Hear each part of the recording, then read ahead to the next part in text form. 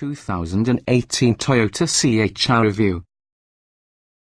It's no secret that Americans don't think of buying hatchbacks and station wagons en masse anymore. But the last 2 decades have said people like them whenever they ride a tad higher, have optional all-wheel drive and appearance more like an SUV when compared to a crossover. The outrageously successful Toyota RAV4 is usually a prime example. Now Toyota is hoping you will find a similar affinity toward the all-new 2018 Toyota C-HR. The C-HR is smaller and even more affordable compared to the RAV4. In fact, it absolutely was originally developed for Toyota's now defunct brand, which largely explains the C-HR's flamboyant styling and sporty handling. These 2 key attributes, with the extensive listing of standard security features, will be the main reasons to contemplate the C-HR in this opinion. Notably, we picked the 2018 Toyota C-HR as one of best small SUVs because of this year. What's new for 2018?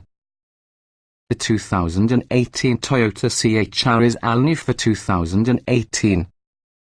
The Toyota C-HR is well equipped in the base XLE form, with automatic headlights, dual-zone automatic climate control and traffic-adapting cruise control all standard. Considering the C-HR's high starting price than the rest on the class, you could be wary of paying more to the XLE Premium, our recommended trim. But it doesn't cost much more compared to XLE and includes desirable features like heated front seats along with a blind spot monitoring system with rear cross-traffic alert. We think it's worth paying slightly more with the luxury and safety additions. Trim levels and features. The 2018 Toyota C-HR also comes in just 2 trim levels, even though you do get many standard features on both. The well-equipped base XLE comes set with just about everything the C-HR offers. Stepping up towards the XLE Premium involves a comparatively modest price bump and adds other luxury and security features. Though there won't be any standalone factory options, many dealer-installed accessories can be obtained, including a roof rack and cargo storage solutions. Every C-HR is powered using a 2.0-litre 4-cylinder engine, 144 horsepower, 139 pound-feet of torque matched for the front wheels by way of a continuously variable automatic transmission CVT. Standard features about the XLE include 18-inch wheels, automatic headlights with automatic high beam control, LED daytime running lights, a rear spoiler, remote locking and unlocking, a person information display, adjustable driving modes, a rear view camera, an auto-dimming rear view mirror, a leather-wrapped controls, dual-zone automatic climate control, height-adjustable front seats, a 6040 split rear seat, a cargo cover, a 7-inch touch screen, Bluetooth, along with a 6-speaker sound system with HD radio plus a USB port.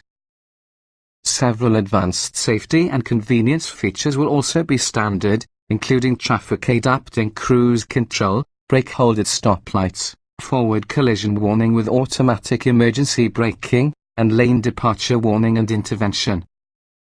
Upgrading on the XLE Premium trim gets you fog lights, keyless entry and ignition, power folding mirrors, heated front seats with two-way power lumbar with the driver, and blind spot monitoring with rear cross-traffic alert.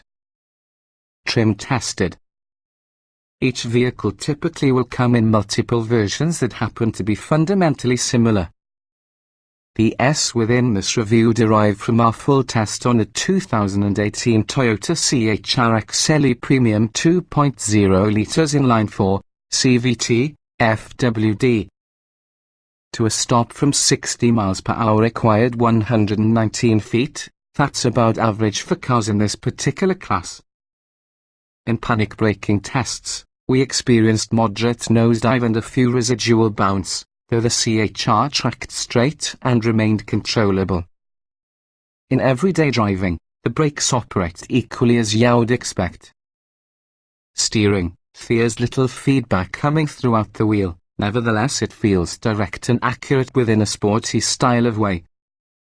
At parking area speeds, your time and effort is appropriately low and weights up as speeds increase. Sport mode makes effort a tad too heavy.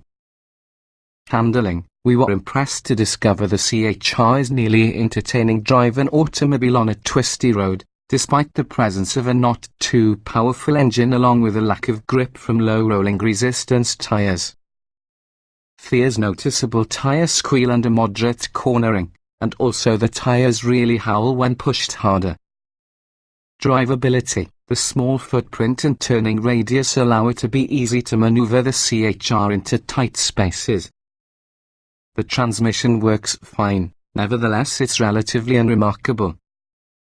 Though the C-HR is classified to be a subcompact crossover, the reduced chin spoiler scrapes on parking blocks and lots of driveways. Comfort, in regards to overall comfort, the C-HR is quite good, even so the amount of noise that produces its way into your cabin is usually a letdown. Over a long trip, that noise can add towards the fatigue factor. Everything else is apparently well executed on this regard. Seat comfort, even though there aren't many adjustments, leading seats offer good padding and support and keep occupants comfortable over a long time. The fabric upholstery also breathes well in warm weather, eliminating the requirement of ventilation or cooling. Ride comfort, for by far the most part, the C-HR delivers a comfortable ride. Smaller road imperfections are smoothed over in addition to they are in other small SUVs. There is however a little jostling over moderate undulations. Noise and vibration, the C-HR is loud inside. There's a noticeable quantity of wind noise, even below highway speeds. Road noise can also be present and increases at higher speeds, as well as over coarse asphalt. The engine drones being a wounded cow under hard acceleration, so we noted a frustrating rattle inside back from the cabin. Climate control, the simple controls to the dual zone climate control allow it to be easy to operate, plus the overall performance is a useful one. Once the system was set, we never felt the requirement to watch just it.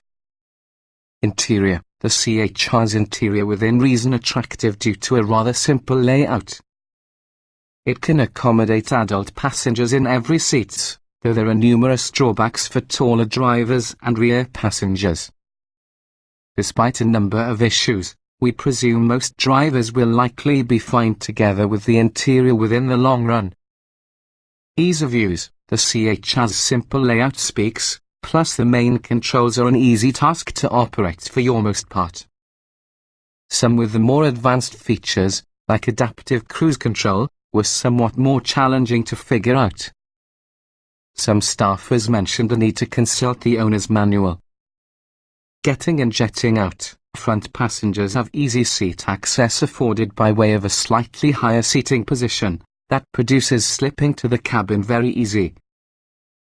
There's no climbing up or stooping down. Rear passengers have to dip their heads just a little to clear the sloping roofline, a trade-off on the C-HR's sporty styling. Driving position, the leader doesn't telescope back far enough, even for average-sized drivers. As a result, you should sit closer plus much more upright than preferred. Drivers smaller of stature really should be just fine. Roominess, there's more interior space than you'd expect from this type of small crossover. There's lots of space up front in all of the dimensions. The rear seats can indeed hold regular adults in decent comfort. But the thick rear roof pillar and high windows might feel slightly claustrophobic. Visibility, outward visibility is fantastic thanks to your thin and well-profiled front roof pillars. The rear window is large enough to determine all you need regardless of the big rear pillars.